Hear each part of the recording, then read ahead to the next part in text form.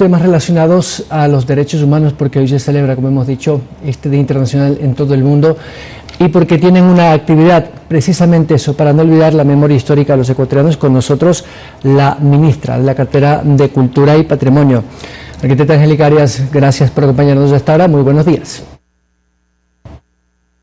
Buenos días, qué gusto estar aquí.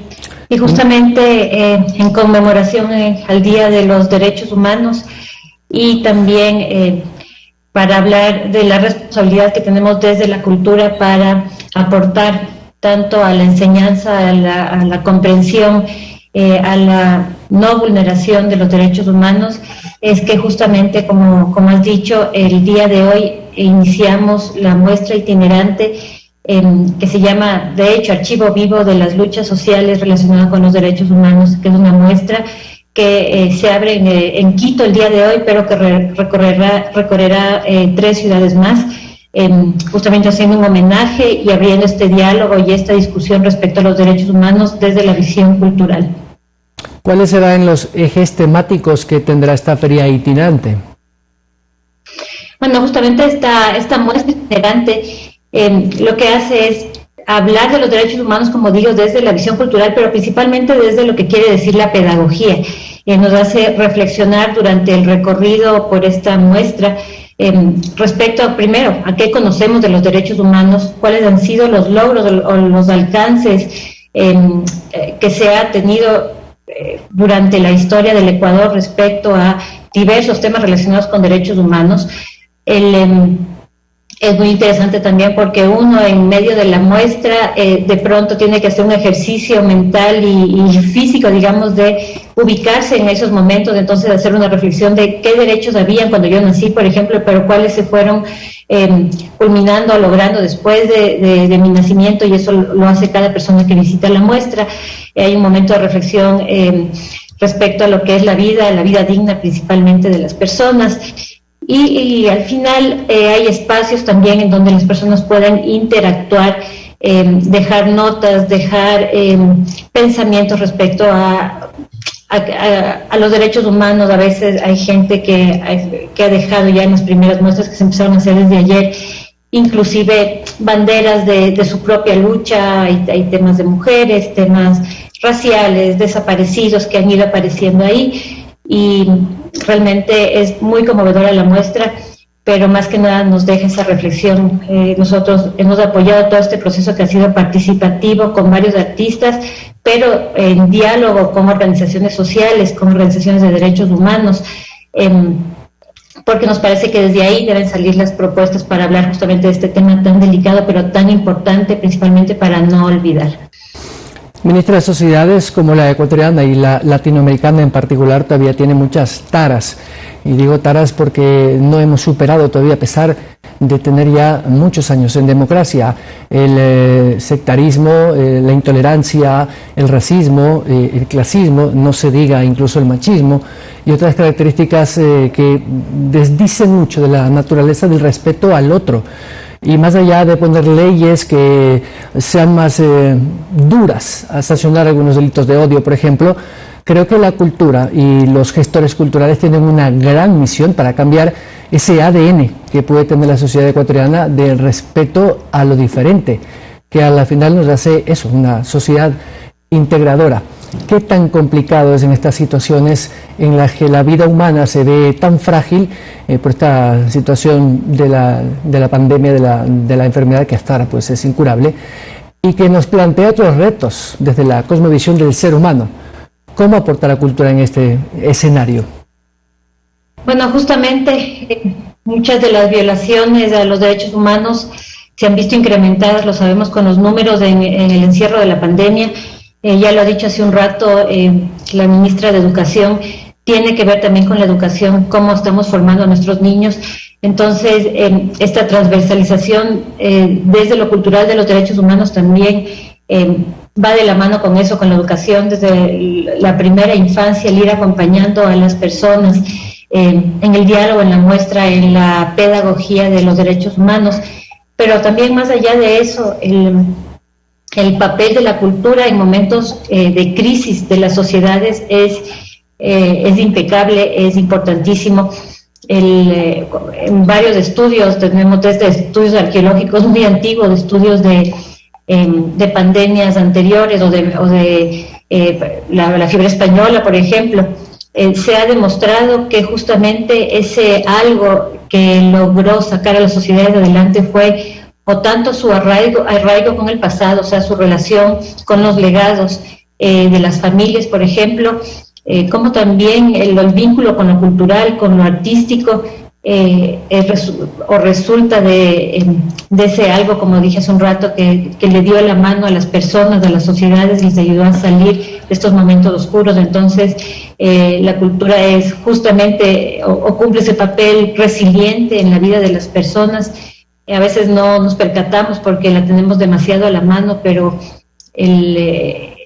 bueno, lo hemos vivido todos nosotros ahora, como decía en la Feria del Libro ayer. Un libro tal vez es la que nos sacó de la oscuridad, la música, el arte, entonces está presente y también tiene que cumplir, digo yo, un papel activo, hablando en este caso de los derechos humanos. Esta fragilidad de los vínculos humanos, como lo decía un filósofo polaco, Zygmunt Bauman, en una de sus obras, es lo que precisamente vivimos ahora, lo efímero del ser humano ante una situación tan extrema como esta enfermedad incurable. Desde esta óptica, la memoria histórica que se tiene que reflejar en la sociedad en su conjunto a través de exposiciones como esta feria itinerante, por ejemplo, ¿cuáles son aquellas muestras que más pueden impactar a los que visiten esta exposición itinerante? Y hay momentos conmovedores en la muestra. Si bien desde el inicio cuando se empezó a plantear y en este diálogo con las diversas organizaciones, el tema que salió a la luz, por el cual era necesario empezar este proceso, era justamente, como te decía, con la pedagogía, y esa pedagogía de no olvidar lo que ya se ha logrado, de saber justamente que cada uno de los derechos que se han ido logrando son totalmente frágiles si nos olvidamos de ellos, no son conquistas para siempre si es que no seguimos trabajando en cada una. Tú lo has dicho hace un rato, las sociedades latinoamericanas son especialmente complejas en temas de vulneración de los derechos humanos, y sí, hay partes, como por ejemplo hay un área donde uno entra en el dispositivo expositivo y escucha algunos diálogos, algunas palabras fuertes, duras, sobre algunas de estas violaciones de derechos humanos. A mí personalmente me conmovió bastante, salí luego de esa parte triste, con un sentimiento de impotencia.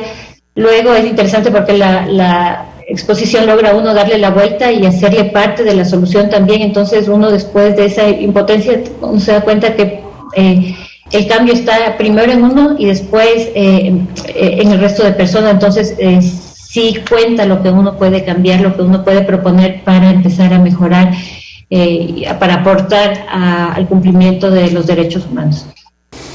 Ministra, ¿y esta feria itinerante está abierta al público en general? ¿Cómo va a ser la metodología para quienes estén interesados en participar? Bueno, la música itinerante abre el día de hoy oficialmente. Se encuentra en la Plaza de las Culturas, que es esta plaza que está lateral al Ministerio de Cultura y Patrimonio, en la calle Colón. Va a estar hasta finales de diciembre en Quito. Está abierta al público, pero se pueden inscribir también a través de la página del Museo Nacional.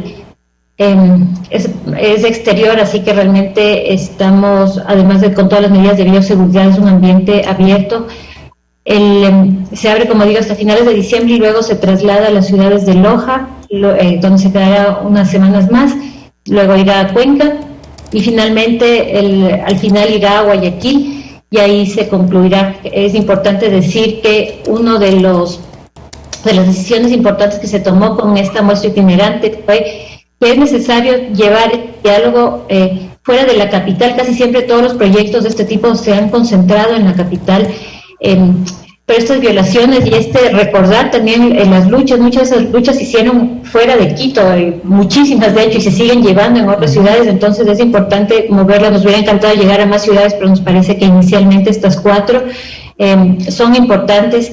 y luego el elemento, y más que nada, más que el elemento, todas las donaciones que va a ir haciendo la gente al elemento, porque tiene unas repisas en donde uno puede dejar una huella, un símbolo, un elemento importante que tenga que ver con cada una de las luchas.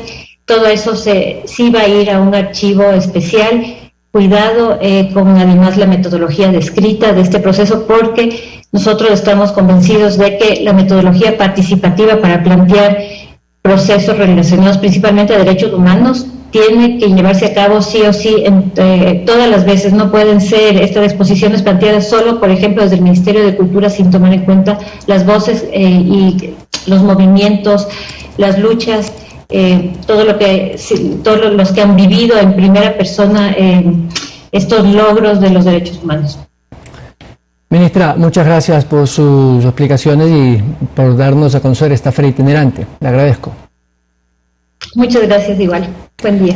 Gracias a la titular de la Cartera de Cultura y Patrimonio, la arquitecta Angélica Arias, a propósito de este Día Mundial de los Derechos Humanos, que se recuerda con esta feria itinerante. Como bien lo ha dicho la ministra, estará expuesta en la Plaza de las Culturas, allí atrás o diagonal a la avenida Colón en Quito, para quienes no lo conocen. 7:16. Vamos a la pausa, hablaremos de economía y las expectativas para el 2021 con un analista económico, el economista Napoleón Santamaría. Regresamos con este tema.